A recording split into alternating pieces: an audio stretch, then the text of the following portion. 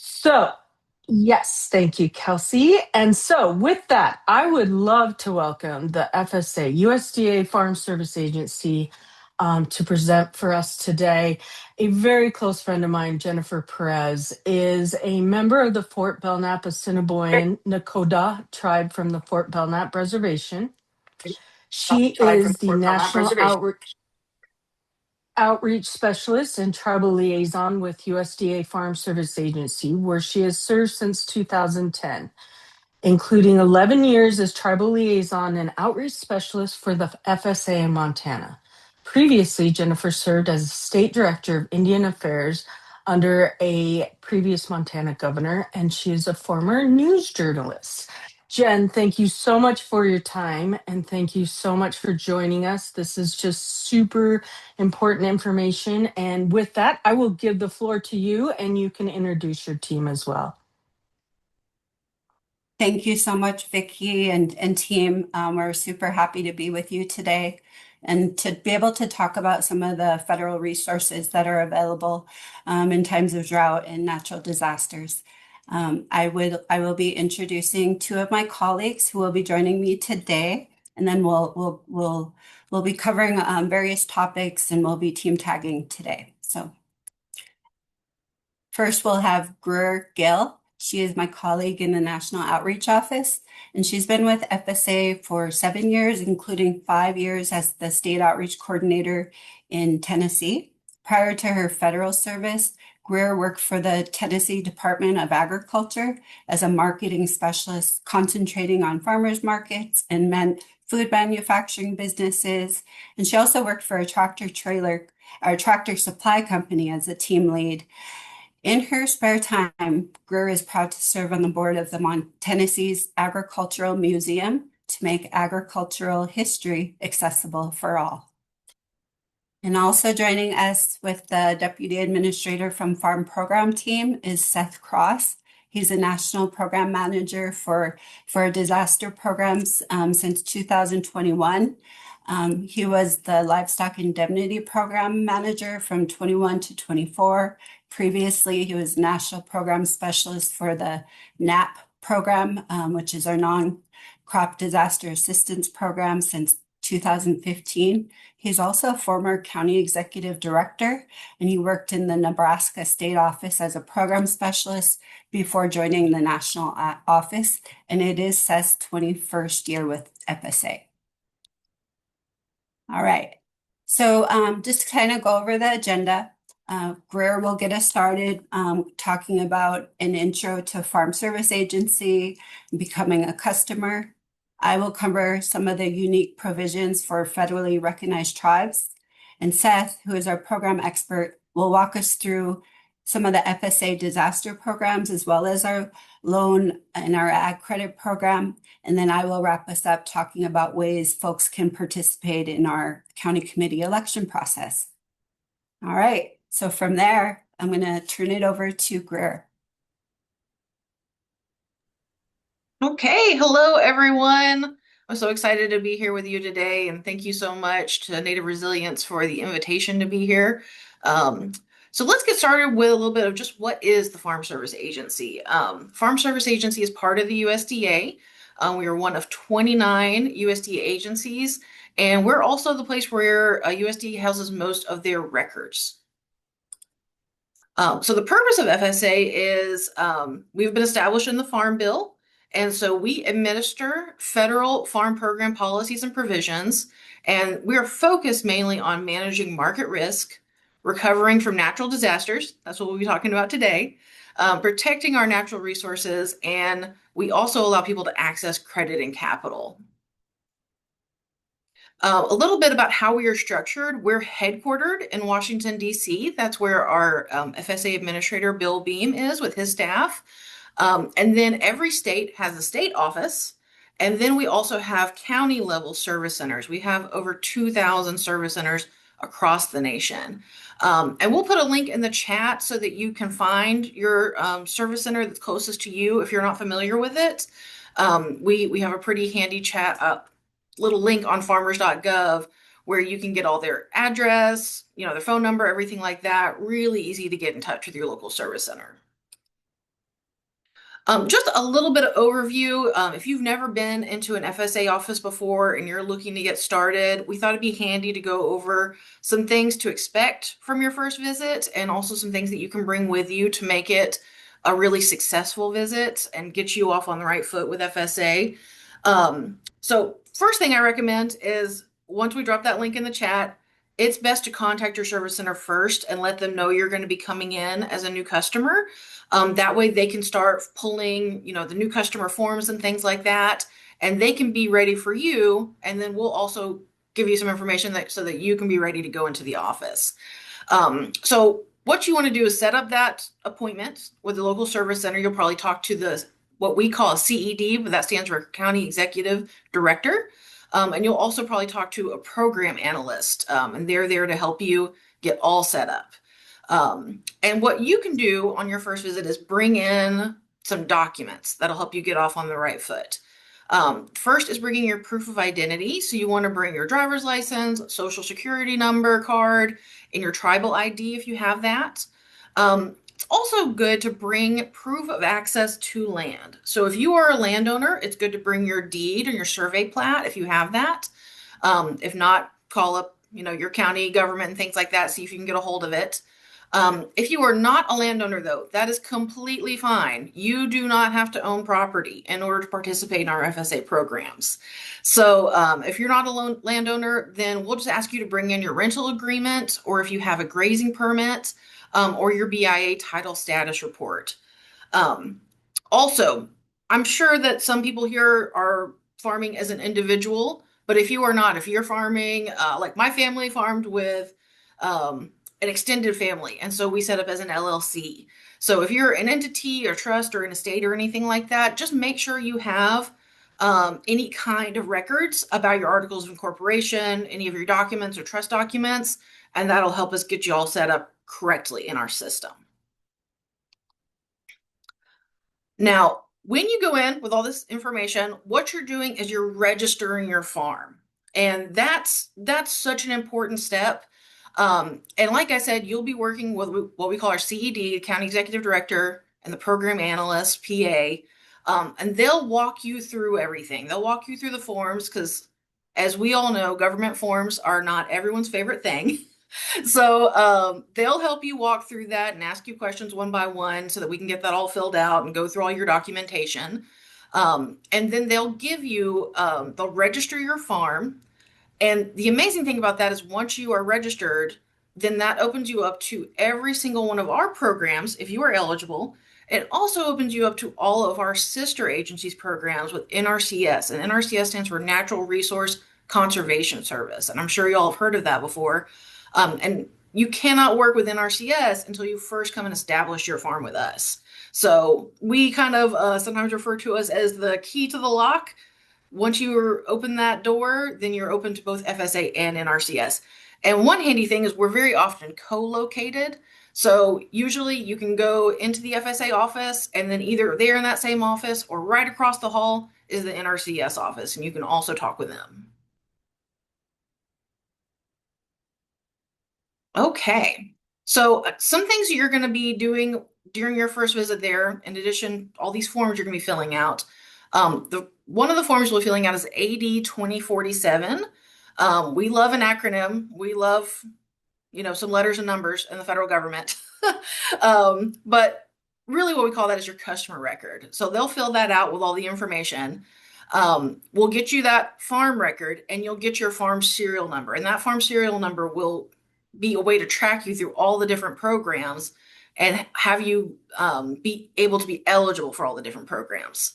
We'll also be getting your email address so that we'll sign you up for something that we call Gov Delivery, which is just a fancy way to sign you up for newsletters. So you'll be getting reminders to come in and apply for a program.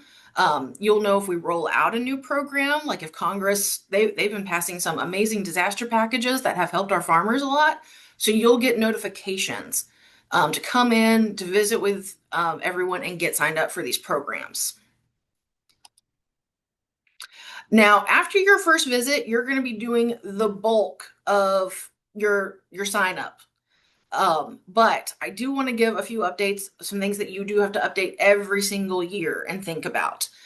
So one thing to update is if, and this is yearly, you'll want to go in and just visit and make sure everything is up to date. Make sure if you sell any land, if you acquire any land, if you start renting any additional land, you want to make sure that's documented with your local FSA office. So every year, just give them a ring, let them know if you've updated any of that. If you do have a new rental agreement or a new land agreement, then you'll just bring in those documents again and we'll get it recorded. You also yearly have to do a disclosure for your adjusted gross income. So AGI is very important for our programs because we do have a certain threshold where if you exceed your farm income by that amount, certain programs you're not eligible for anymore.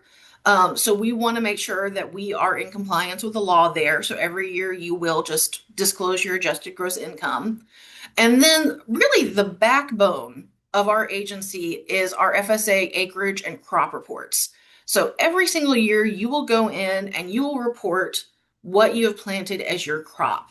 And that's just the most important thing for you to do and keep up with every single year.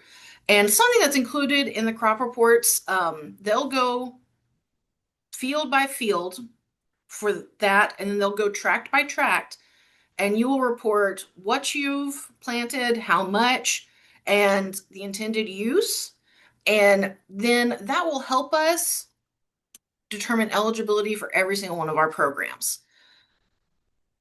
And once you have all that, though, you'll do that yearly update every year and stay up to date with us, and you will be ready as soon as a program hits to apply for absolutely anything that comes in, as long as you are eligible. Okay, so with that, I'm going to turn it over to Jennifer to talk about working with tribal governments. Thank you, Greer. Okay, so I think it's really important that we talk about specific provisions for tribal governments, and these provisions are unique to federally recognized tribes, and they're really aimed at increasing and improving participation within USDA. Farm Service Agency within USDA, the federal government, we're committed to honoring our government-to-government relationship to federally recognized tribes and to our consultation, collaboration, and cooperation responsibilities with tribes. This ensures a better delivery of FSA programs and services on trust and tribal lands. FSA, as well as our sister agency, NRCS, Natural Resources Conservation Service, and the Department of Interior Bureau of Indian Affairs, the BIA, we have an active memorandum of understanding. It's been in place for years and has been updated, and the goal is to improve USDA coordination, communication, and consultation with Indian tribes, as well as ag producers, landowners, with the goal of promoting conservation and the sustainable use of natural resources on Indian lands. Next. So the unique provisions for tribes, tribal governments as customers and as ag producers themselves is really important because we always often look as our customers are the members. But oftentimes the tribe itself produces commodities and is involved in agriculture. Of course, tribes are extremely large landowners across the United States. And so federally recognized tribal governments, as well as tribal chartered entities, should note of some of the additional documentation that FSA will just need to help the tribe establish customer and farm records. The first thing that we'll be looking at is a proof of tribal signature authority. And that is really an essential requirement for program participation. And this could be in the form of a letter from the tribal chairman or executive branch, a letter of authorization for who has signature authority. It could be in the form of a tribal resolution or some other legal document that extends authority to an authorized individual. And then next, we're going to be looking at the land. And so we want proof of access of the ownership of the land. That's another, so we can get your farm set up. And so we'll look at, as Greer mentioned, for example, the BIA for trust land, the Bureau of Indian Affairs Title Status Report, better known as a TSR. And that report outlines, the legal description of the trust land and the landowners. And that's something that we can look at to determine ownership. We also might consider like a lease agreement, or if there's a grazing permit or a deed, recorded deed, or survey plat. And so if the farming operation is a tribally chartered entity, we'll also want to look at the corporate charter, if there's estate documents or any trust documents that might be applicable.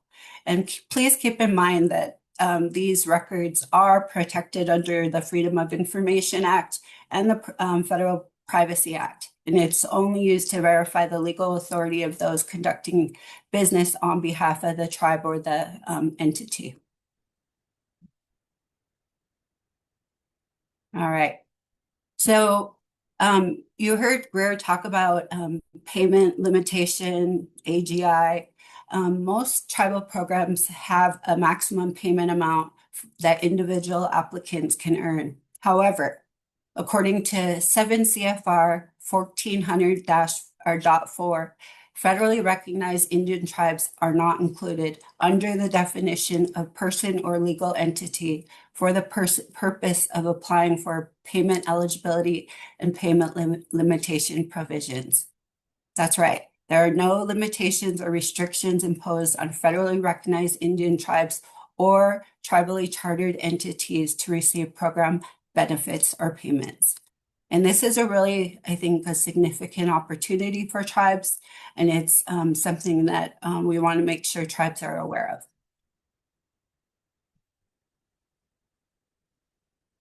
All right, USDA service to Indian reservations. In addition to what we call nationwide customer service from existing USDA service centers across the country, the 1990 Farm Bill, as well as the 2008 Farm Bill, authorized consolidated USDA sub-offices, specifically for Farm Service Agency and NRCS, to be established on American Indian reservations. It is the USDA Departmental Regulation 1340-002. And you could see in this picture, the flag that you see here belongs to the Blackfeet Nation of Montana, which worked with USDA to establish the first USDA office co-located at tribal headquarters in the United States. The Blackfeet tribe, as well as the Fort Belknap Indian community, which is also in Montana, home of the Assiniboine, Gros-Ventre, Nakota, and Aani tribes. They also have provided continuous part-time USDA service and I'm just highlighting these two Montana reservations because they literally was the first, and they've been providing continuous service for the past 3 decades. So these are really, really important partnerships for USDA, and these are an example of opportunities that we have to work together to ensure USDA service on tribal lands. Any tribal representatives that are interested in this can put this request in writing to your local and or state USDA office. Both USDA as well as the tribes have various responsibilities for initiating actions, to carry out this law. But it's because the challenge is that each of our offices, these offices that if we set them up, they have to be used with existing staff. We already know, our staff are spread thin. And so it's important that, especially we have a reservation with multiple counties, it may be encompassing multiple states. I would think it's really important that we work together. And for example, we can establish a cooperative agreement with that tribe to better provide services for those tribal members and for that tribe. So, working together, tribes and USDA, we can help better provide service to farmers and ranchers. And the whole thing is, understanding our programs, what we can cover, what we can help pay, and really important is establishing those relationships with the local FSA offices, because that's where you get signed up. They help you with your paperwork. Those are your those are your folks that are going to help you participate, as well as the state level. Our state executive directors, they are appointees and they help lead the state level program delivery. Our state executive directors are wonderful resource as well for tribes. And so I encourage individuals as well as tribal representatives to reach out to your USDA service center as well as state leadership and talk about how we can work together. I'm really happy about our one of the resources that we were able to create in the past few years is a tribal partnership website. It's on farmers.gov/tribal, and it specifically highlights our federal responsibilities to tribes, tribal conservation partnership opportunities, ways we can support tribal food sovereignty efforts, and also ways that you can be part of USDA and opportunities for representation. And so if you go to farmers.gov/tribal, it has all of this. It has a lot of our guiding regulations. And we also link to our national partners, including we have a lot of national organizations that support agriculture that we lean on to help us with technical assistance and education and outreach. And one of them is the Intertribal Ag Council and the National Technical Assistance Network. That can also be linked from our farmers.gov/tribal. And so to learn more about farm production and conservation support, please visit our website. All right, now we're going to get into some of the additional resources. So Greer talked about all the getting signed up with FSA. One of the really cool things we did these past few years is created Apply Now packets. And these are to help streamline visits to the first visit to the USDA office. They have all of the eligibility forms and guidance needed to enroll. All of the forms are fillable. They're available electronically on farmers.gov. And they're really, really specific. We have one for individuals, we have one for entities, and we have one for tribal government customers specifically. And it outlines, the unique provisions for tribes, for example. And it really is just a resource not only for individuals, but some of our stakeholders, for our extensions agents out there. These packets are not only help you get signed up as an FSA customer, but they're also important for our NRCS customers, because to participate with NRCS, you have to be signed up as an FSA operator. And so check them out if you haven't seen them. They're a good resource for you. And from here, I think I'm going to kick it on over to Seth to get into so we can start talking about program opportunities. Seth? Awesome. Thank you, Jennifer. And I just want to say it's my pleasure to be here today to give you an overview of FSA programs and what they cover at a high level, and then we'll break it down a little bit further to kind of establish what each piece of the puzzle covers within the agency. So as you can see on this slide, what does FSA offer? Well, and they offer a robust set of programs and tools to help ag producers accomplish their land management goals. And as you can see on here for conservation, that programming offers incentives to improve soil health, water and air quality, and develop additional grazing infrastructure. And as we move forward into the other slides, we'll talk a little bit about some of the other availability for conservation as it comes to disaster relief. Because not all disaster relief is covered under the safety net division within FSA. Some of those things are covered under ECP as well. And then, of course, when a natural disaster does hit, FSA is here to support that recovery effort with programs that help offset crop and livestock losses and the cost of land and infrastructure restoration. That's really where I work, is in the disaster relief section. And even though I've worked for the agency for 2 decades, I've had my fingers in a lot of different areas, but my current role is within the disaster relief section of FSA at the national level. And then finally, FSA does offer a variety of lending options, loans of varying sizes and terms to help operations cash flow, help you update critical infrastructure, and make purchases at the right time that are not only within the agency, but also for assistance with your own banking needs. And we'll talk a little bit more about that in depth as we move forward. So let's go ahead and move on to that next slide and talk a little bit about the ECP program. The Emergency Conservation Program provides assistance to farmers and ranchers to repair damage to farmland caused by natural disasters and helps us put in place water conservation methods during severe drought. It's a cost share payment program that offers up to 90% of the cost of implementing improved restoration practices for producers who certify as limited resource, socially disadvantaged, or beginning farmer or rancher. And farmer and ranchers should check out their local FSA offices to see what kind of ECP sign-up periods there are, as the sign-up periods vary depending on the kind of disaster that happens in the area.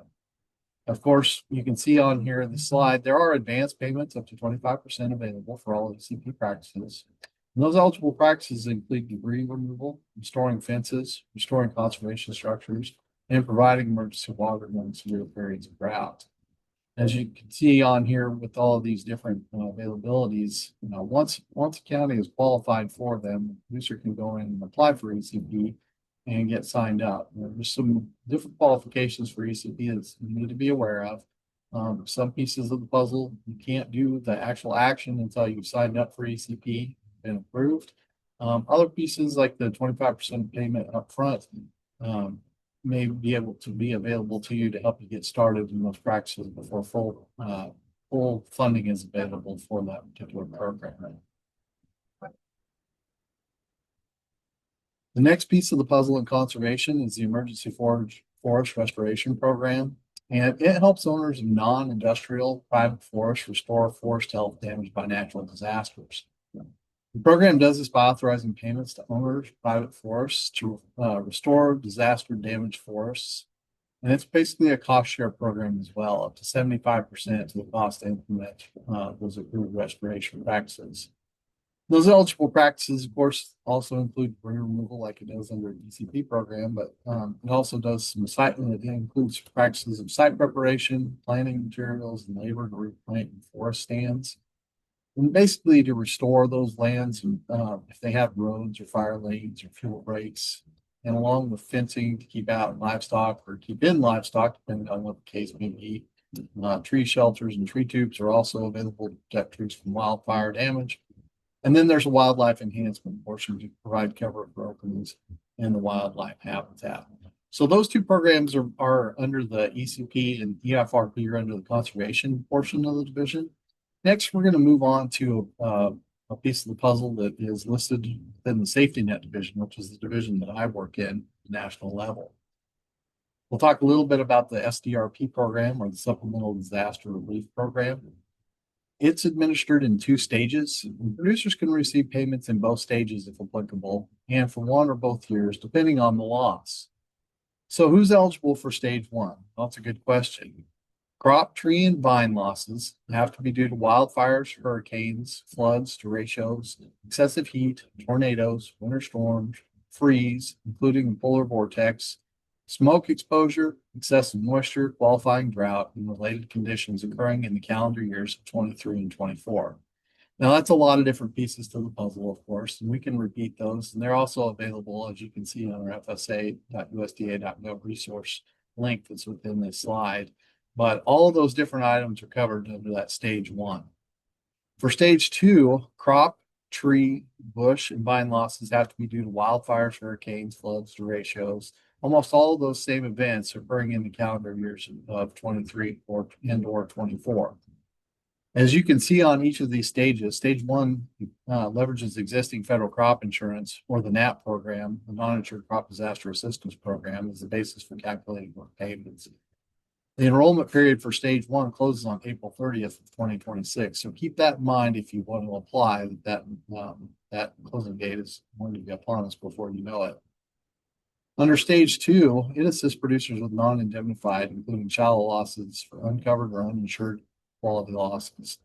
Stage 2 covers eligible crop, tree, bush, and vine losses, as I stated before. And the enrollment period for stage 2 also closes on April 30th of 2026.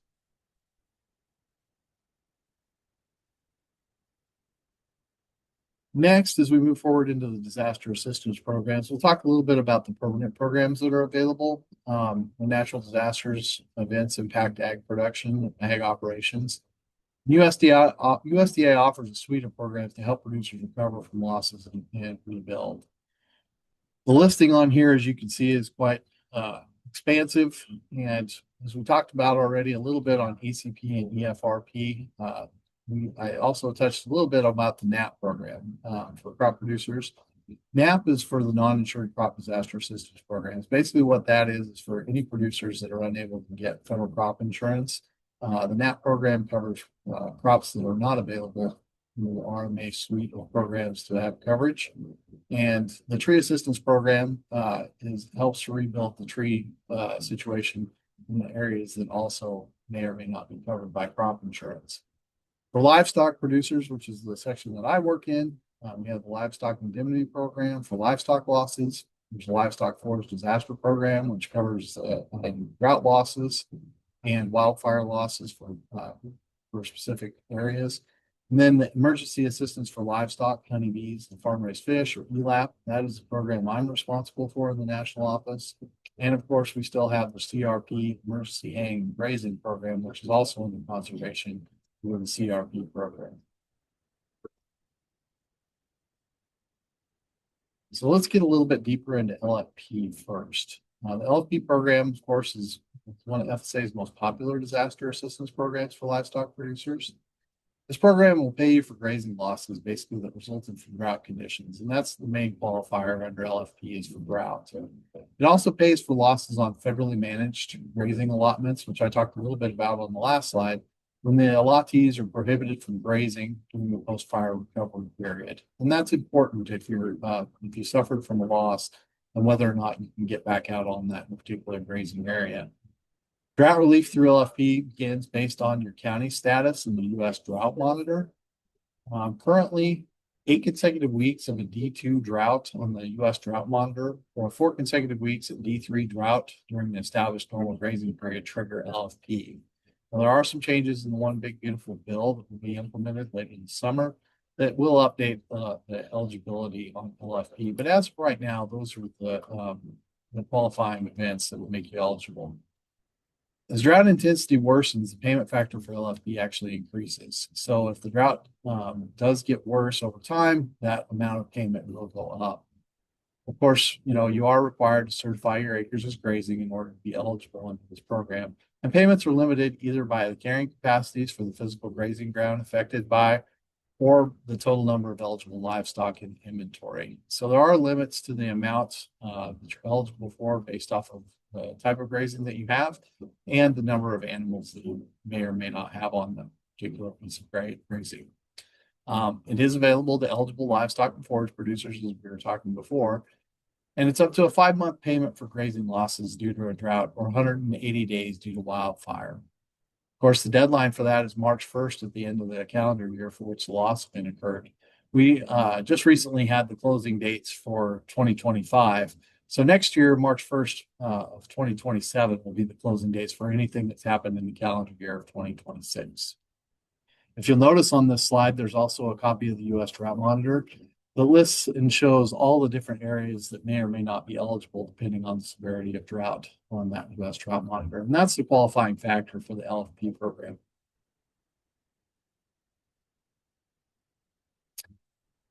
Next, we'll talk about the Livestock Indemnity Program. And I was actually the program manager from this program up until 2024 before ELAP expanded to cover some more aspects than it covered before. But the LIP program provides benefits to producers for livestock deaths in excess of normal mortality caused by eligible adverse weather. There's all kinds of different eligible adverse weather events that qualify you for the LIP program. But there's also some disease availability, vaccinations unavailable, or if you have injured livestock that's sold at a reduced price as a direct result of an eligible loss condition, there's also funding to pay back those particular pieces. One thing that is included is the M. bovis disease in bison. There is eligibility for lost animals under that. I actually was one of the people that helped implement that in 2022 into the program. So that's something else that's available that was not available prior to 2022. LIP is also, along with LFP and ELAP, under that March 1st deadline for the calendar year for which the loss event occurred. And in this example, as you can see on the slide, for 2026 program year, the LIP application deadline is March 1st of 2027. We just recently had the 2025 closing date on March 1st of 2026.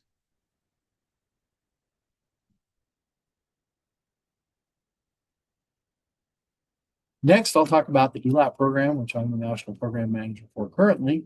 ELAP provides financial assistance to those producers that suffer losses due to disease. And those are limited to cattle tick fever and avian influenza and dairy operations.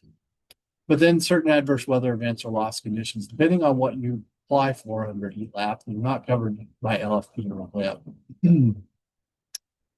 The big thing for drought is that under the ELAP program is the coverage feed transportation costs, the livestock for grazing and hay resources have been depleted. Now there are qualifying requirements in order to be eligible for that as well, just like the LFP program. The D2 qualification is 8 consecutive weeks for the producer to be eligible for those different types of hauling for livestock and livestock feed. D3 and D4 are automatic qualifiers for the ELAP program. So if you are in severe drought, you're automatically qualified for those. There's also qualification for wildfire, but those have to be set by the state specifically to the Deputy Administrator for Farm Programs in order to be eligible. I don't know if anybody's familiar with what's going on in Nebraska right now, in Western Nebraska and the Panhandle, which is where I grew up. But the fires that are occurring right now through there will more than likely be qualified through the Deputy Administrator for these programs in order for producers to haul hay or haul their livestock to a place where they have hay in order to establish a place for those animals to feed and continue on. It does cover the normal cost for hauling water in drought areas up to 180 days. So if you have to haul water due to a qualifying drought, it is eligible. There are some restrictions on that. You can't just have put in a new pump and pipe water out to somewhere. You actually do have to haul the water using a vehicle in order to qualify for that. The hauling the livestock to forage or grazing is pretty self-explanatory. If you have to haul your livestock for grazing over 25 miles outside of what you normally would be hauling them due to the drought, you can qualify for assistance for hauling that livestock. One of the things that has changed in ELAP in the last 4 years, mostly because of the way that it was handled prior, we followed the grazing dates for the NAP program with ELAP for native grass.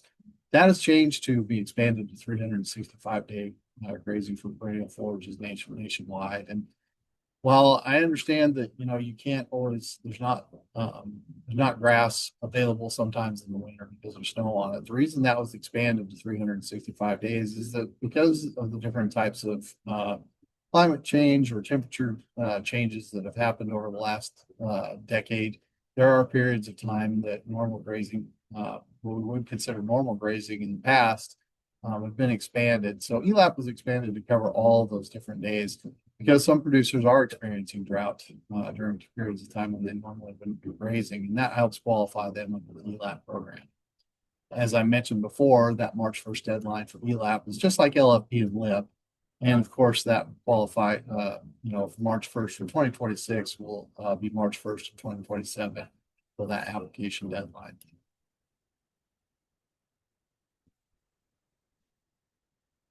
Next, I want to talk a little bit about the NAP program, which I had talked a little bit about before, but just to talk what NAP covers is it provides assistance for crop losses when federal crop insurance isn't available. And that's really what it boils down to. If you are not unable to get a policy through RMA, the NAP program is available for you to get insurance to cover those particular crops that aren't covered under that AMA insurance policy. Coverage must be obtained prior to the final planting date or the start of the grazing period. So it's a safety tool, basically to procure in advance of disaster occurrences. However, if you meet the definition of socially disadvantaged, limited resource, or beginning farmer, veteran, or rancher, your CCC 860, if you fill out that application, will serve as an application for coverage at the basic level for the NAP eligible crop. And that basic level of coverage is 50-55 coverage. Which covers any losses that exceed 50%, that they are covered up to 55% of the total cost of the eligible crop. Now, additional coverage levels are available for NAP, and you can do a buy-up coverage policy as well. if you like a higher coverage option. Then you have to submit an actual application for coverage prior to the sales closing date for that particular crop. If you are interested in the NAP program, I encourage you to check with your local service center for crop-specific deadlines. Since some crops are planted in the fall or some are planted in the spring, there are different deadlines depending on the different crop type that you may be wanting to plant and different coverages that would attach based off of those planting dates. Again, filing a CCC 860 gets your reduction, not only at the basic level, but also for premium fees that are associated with additional coverage. As you can see on the statute here, the service waiver of $325 per crop is saved if you qualify under that 860, and reduced premiums for buyout coverage level also reduce the amount that you would pay in order to increase that coverage.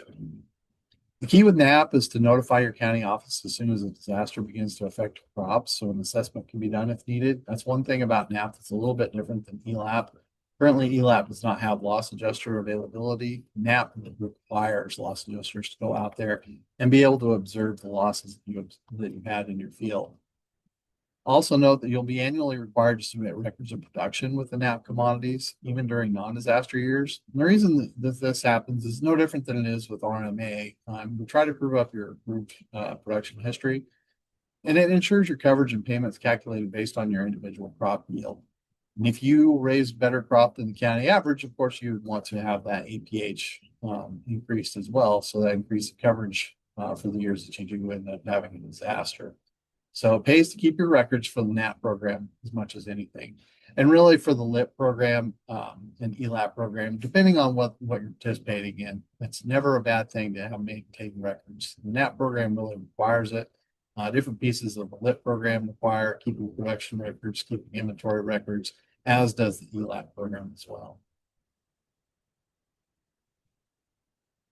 As we move forward and talk a little bit about disaster assistance for aquaculture producers, this is a piece that was added in 2021 to ELAP, and it was covered before by the NAP program, but now ELAP also covers it.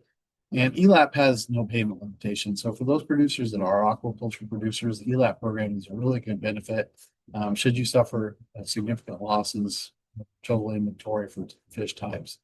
ELAP covers the producers for weather-related risk by providing assistance for those eligible losses of fish or shellfish that are available for farm-raised fish for food. There are requirements, as I was stating before, about beginning and ending inventories that you have to have in order to participate if you are an aquaculture producer. And of course, losses cover those eligible adverse weather events that you can see here on the screen. But the one thing that's most important about aquaculture is it has to be raised in a controlled environment, meaning they're in a managed pond, lake or tank, or even if the ocean, if they're in cages or bags, but they do have to be under a controlled environment. Excuse me for just a second.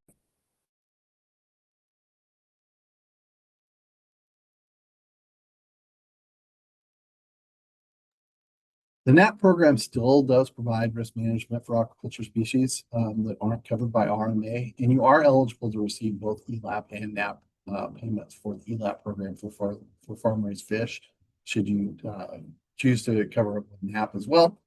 And of course, ornamental fish are also covered under both the NAP and the ELAP program, should you choose to grow ornamental fish. Next, we'll move on to the Farmers Bridge Assistance Program and talk a little bit about who is eligible. To be eligible, producers must meet the following requirements. They have to be actively engaged in farming, have risk and interest in eligible planted commodity, and report eligible acres for the 2025 crop year by December 19th of 2025. Those commodities that are eligible for the Farmers Bridge Assistance are barley, chickpeas, corn, cotton, lentils, oats, peanuts, peas, rice, sorghum, soybeans, wheat, canola, cranberry, flax, mustard, rapeseed, safflower, sesame, and sunflower.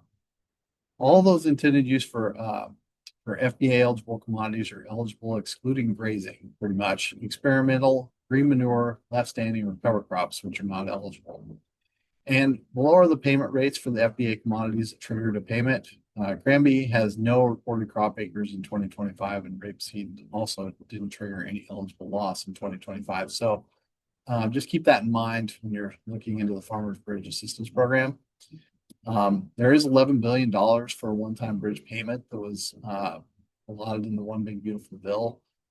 Pre-filled applicants will be available to producers who timely filed their 2025 crop acres report for eligible commodities. And if you have a secure login to the login.gov account, you can access and submit your pre-filled application online as well to fast track your application and payment status. Pre-filled applications are also available at your local service center. The important dates to remember for this particular program is February 23rd through April 17th. That's the FBA enrollment period.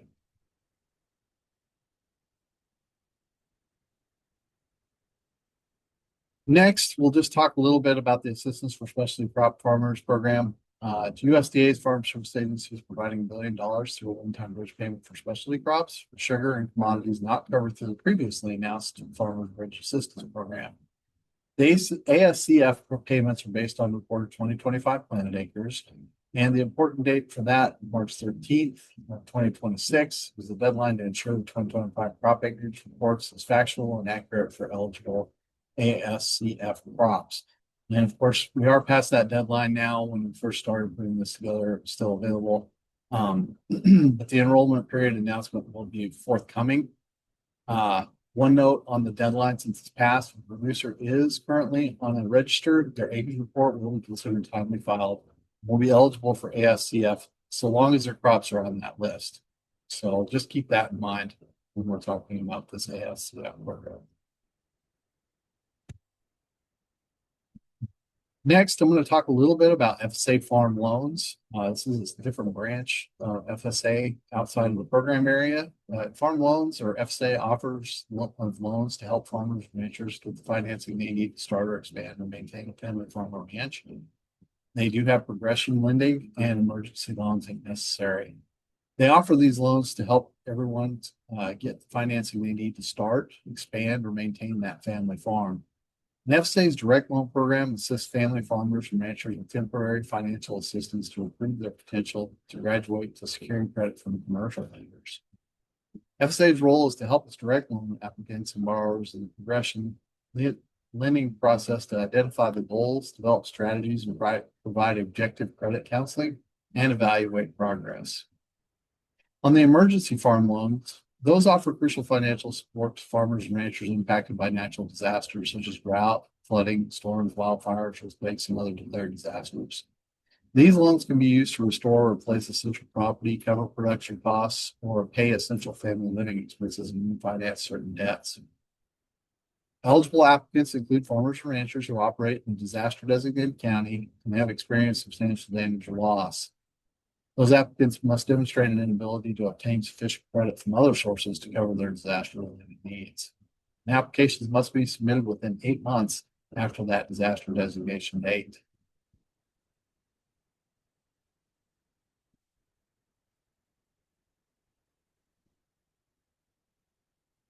Under the FSA farm loan eligibility, sorry, I didn't want to skip that slide, but as we said, it's designed to help the farmers and ranchers start, purchase, or expand their operation when credit can't be obtained elsewhere.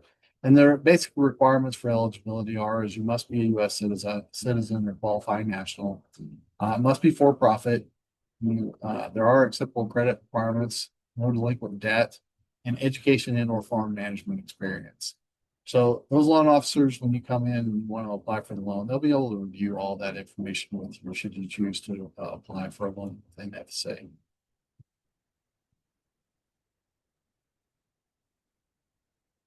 And additional information about FSA and USDA resources, and I believe I'm going to turn that back over to you, Jennifer. Yes, thank you so much, Seth. All right, county committees. I'm a huge proponent of our county committees. They are very unique to, FSA is very unique among federal agencies because we have county committees. And this allows farmers and ranchers to have local input at the local level on how our programs are administered and how our local offices operate. County committees were originally authorized by Congress in the 1930s to allow grassroots input and local administration of programs. There are more than 7,700 committee members who serve on more than 2,200 committees nationwide. Local elections are held annually to attain new members, and we'll go through the election cycle after this. But for a county committee, there are either 3 to 11 members. They serve 3-year terms. And we also have advisors, which are either appointed annually to represent women and or minority interests. Members can serve up to 3 terms or 9 years consecutively. And then members and advisors are paid by the agency for their work during these committees, as well as their travel expenses to participate. Real quickly, I want to outline a few of the duties of our members. They serve under the general supervision of the state FSA committee. They hire the county executive director to carry out the committee's decisions and policies in the day-to-day operations. They meet regularly to make policy decisions and to act on cases like appeals, for example, that involving individual farmers, and to review office operations to ensure that administrative funds are being used efficiently and for the purposes intended. Ensuring farmer and public understanding of FSA programs through public information is really important. A lot of our county committee meetings are public meetings, especially the regular ones. Sometimes they do go into executive session. Members also, a big part of their responsibilities is helping serve as outreach, promoting good working relationships with other agencies, but also help getting producers to the door through FSA's door so we can serve them. County committee members, they also make recommendations to the FSA state committee on necessary changes. They conduct hearings and reviews that are requested by the county committee, and they also ensure that the workplace is free from discrimination. And we work really hard to avoid any appearance of conflicts of interest. Jen, can I interrupt just a second? We have a question Yes. in the chat. This is from Chris Moreno. He said, with the record-breaking heat going on in the West and record low snowpack, the conditions for an extensive wildfire season appear almost certain. Does the Livestock Identity Program cover the loss of livestock from smoke inhalation that leads to less productivity, such as decreased milk production or even death? Seth. So for the LIP program itself, the decreased milk production in the LIP program does not cover that. However, if they do die from smoke inhalation, it's basically they're dying from fire. And if we have any kind of proof of that, like veterinary license or whatever, they would be eligible for the LIP program as long as they exceed normal mortality. Are there any other FSA programs that do cover decrease in production due to a natural disaster? That I'm not aware of. We can certainly look into that for you and see if we can get you some information on that. It'd probably be under our suite programs. It's not Okay. disaster assistance at this time. Okay. All right. If you'll let us know, I know everyone's kind of, worried about these upcoming seasons because it's looking pretty grim. So thank you so much. Okay, Jennifer. Okay. All righty. Great question. All right. So back to county committees. Let's specifically talk about some of the unique tribal provisions that we have for our county committee elections. I talked about the role of the county committees, and I think it's really critical that we have participation, through our nominations, also through the voting opportunities, to make sure that our county committees reflect the demographics of our communities, specifically our tribal communities. And so we have some really cool opportunities to participate. Tribal nation leaders, tribal leaders, as well as farm and ranch organizations who represent tribal members, they're encouraged to nominate individuals to serve on our local county committee. The nomination period will be opening up here soon for 2026. And there are very unique, since the 1990s, FSA has determined that every member of an Indian tribe is considered a landowner if the agricultural land in question is tribally owned or held in trust for the tribe by the United States, and they are therefore eligible to participate as an eligible voter. Voters are typically assigned to the local administrative area within the county where they reside. Age eligibility is 18 years and older. Federally recognized tribes, 18 years or older. We do have a Find My LAA. It's an online tool. It's really cool. You can get in there and it will plug in. You could plug in your zip code or your address, and it will identify like federally recognized tribal lands. It will also show you the year that the FSA election will be held in your area. And so resources, we have nomination forms. Each year we have a specific packet for tribal leaders that have some of these unique tribal provisions. And those are available on our election page, fsa.usda.gov/elections. We also have additional resources there. But the bottom line is for tribal members, federally recognized tribal members who may not be an ag producer, who wants to participate, you can vote, get registered to vote in our county committee election process.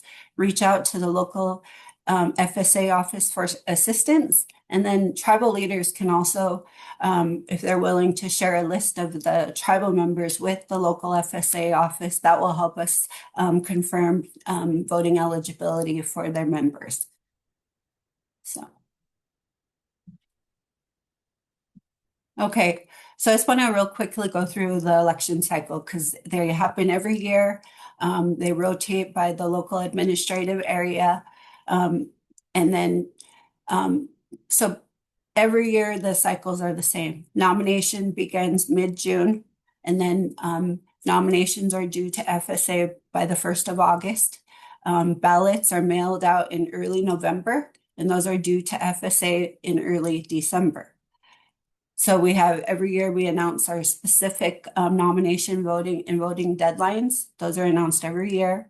And then depending on who wins, all the newly elected county committee members and alternates will take office, the oath of office on January 1st.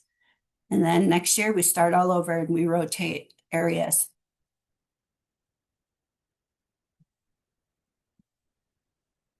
Okay. I want to do a little thing on beginning farmers and ranchers. You know, for anyone out there who may be new to farming and ranching, USDA is here to help get started or grow your farming operation. We have a variety of programs and services. According to FSA, the definition of a beginning farmer or rancher is an individual or entity who has not operated a farm and ranch for more than 10 years. And number 2, meets the loan eligibility requirements for the program, which he or she is applying. And then they do not own a farm greater than 30% of the average size farm in the county. So there are some really, really great resources available on farmers.gov. All right. So FSA has made some really strong efforts to streamline a lot of our programs. And so we work hard to automate some of our farm loan program customer-facing processes. We have a loan assistance tool where producers can check your eligibility for farm loans. You can discover loan products. You can learn how to apply for a farm loan online or get instructions if you want to do the paper application. We have a online loan application tool. Customers may apply for a farm loan. You can also track your progress on the loan application. We do have a Pay My Loan tool. It's for FSA customers who have a farm loan. They can make their online payments through a secure portal on their schedule and not constrained by FSA office hours. So you can visit farmers.gov for some of these resources, and then we'll talk a little bit more about next. We'll get into a few more details. All right. So our most popular tool is our service center locator, which I did drop in the chat earlier. As mentioned, we have beginning farmer and rancher resources. We have tax guidance. We have a tribal partnership page. We have self-service tools such as the disaster assistant discovery tool, which I dropped in the chat, and that helps farmers and ranchers find recovery assistance based on their particular circumstances. And we also have a tool for farmers to plan out their H-2A visa process. And this is for those who are looking to hire temporary foreign workers. And this is a complicated process. And this tool really allows you to set out the steps that you need in a logical order. The unauthenticated farmers.gov site, it also like tunnels and is a launch point for additional tools, including our secure USDA portal. And our, that's what our Pay My Loan is secure. The online loan application is secure, and those all require authentication through our login.gov. You can reach out to your local USDA Service Center for assistance with this. And then, of course, we have our online tools, but we have our USDA Service Centers where we have staff all across the country that are available to assist our customers with accessing USDA, specifically FSA programs and services. All right. So I hope if you guys aren't signed up already for USDA, we call it Gov Delivery, our email notifications. We also have SMS text alerts, which is just a great resource. We try not to overdo it and send unnecessary texts out or emails. We try and limit it. We respect your your time, and so you can subscribe directly, and you can also contact your local FSA office for assistance.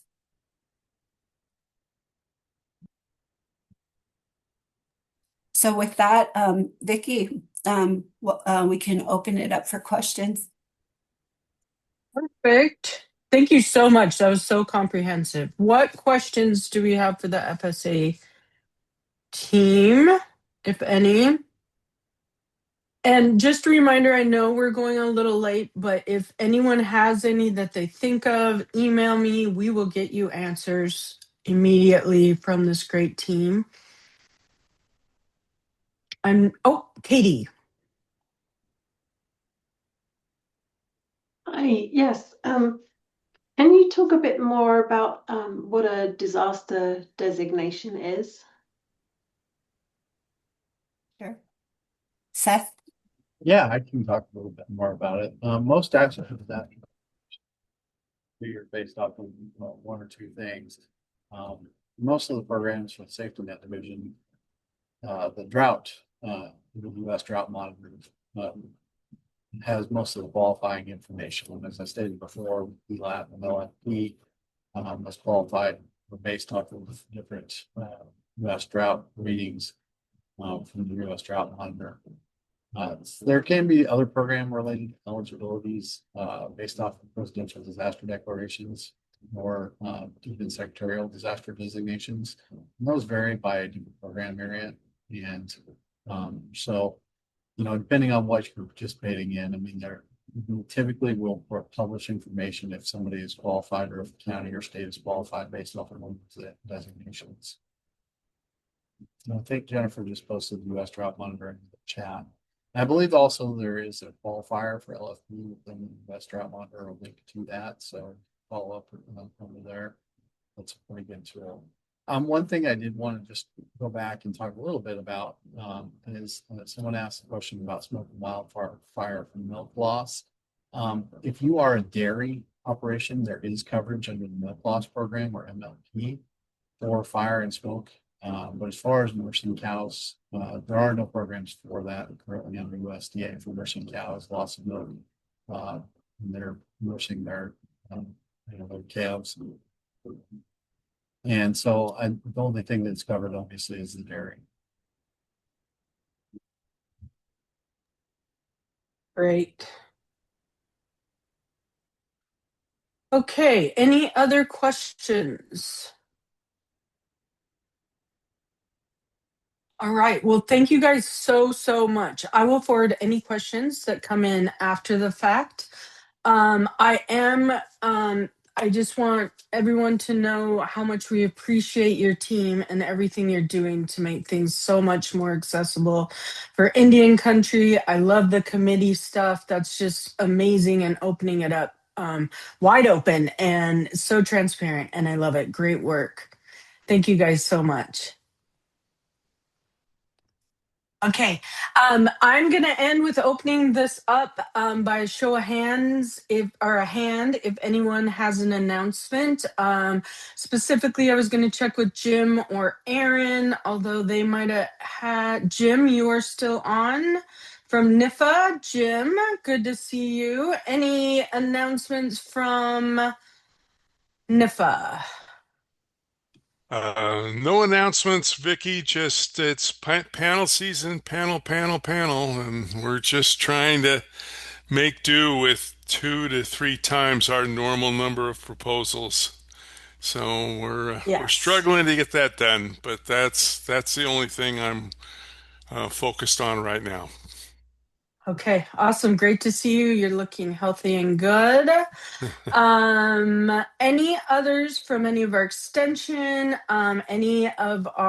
We did have Eden on, but I think they had, Monty, any announcements from Eden?